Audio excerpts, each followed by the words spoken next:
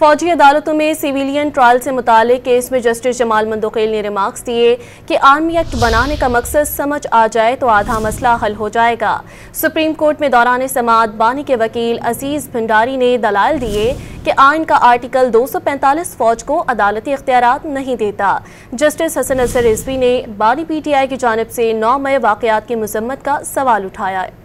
Supreme court کے آئینی bench میں جسٹس امین الدین خان کی سربراہی میں 7 رکنی آئینی بینچ نے فوجی عدالتوں میں سیویلین ٹرائل کے فیصلے کے خلاف اپیلوں پر سماعت کی۔ دوران سماعت بانی پی ٹی آئی کے وکیل عزیر بھنڈاری نے موقف اختیار کیا کہ آرمی ایکٹ کالعدم ہو گیا تو بھی انسداد دہشت گردی کا قانون موجود ہے۔ ایک سے زائد فورمز موجود ہوں تو دیکھنا ہوگا کہ ملزم کے بنیادی حقوق کا تحفظ کہاں یقینی ہوگا۔ آئین کا آرٹیکل 245 فوج کو عدالتی اختیارات نہیں دیتا۔ جسٹس جمال مندوخیل نے ریمارکس دیے کہ آئین میں فوج کو 2 طرح کے اختیارات دیے گئے ہیں، ایک اختیار دفاع کا ہے اور دوسرا سول حکومت کی مدد کرنے کا۔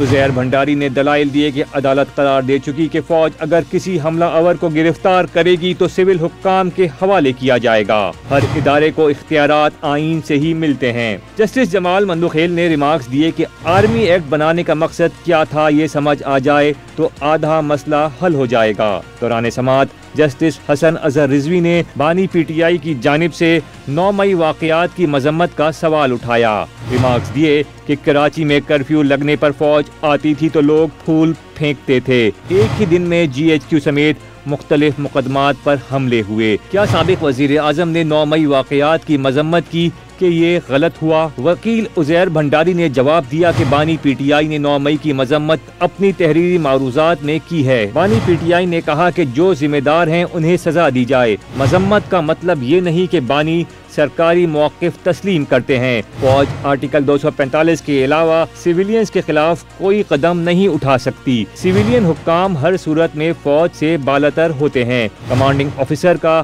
ملزمان کی حوالگی لینا فوج کی سیویلین پر بالادستی کے مترادف ہے۔ معذرت کے ساتھ یہاں نماز پڑھتے ہوئے بتیاں بجھا کر لوگوں کو پارلیمنٹ سے گرفتار کیا گیا۔ جسٹس امین الدین خان نے ریمارکس دیے کہ جو معاملہ ہمارے سامنے نہیں اس پر بات نہ کریں۔ کیس کی سماعت کل تک کے لیے ملتوی کر دی گئی۔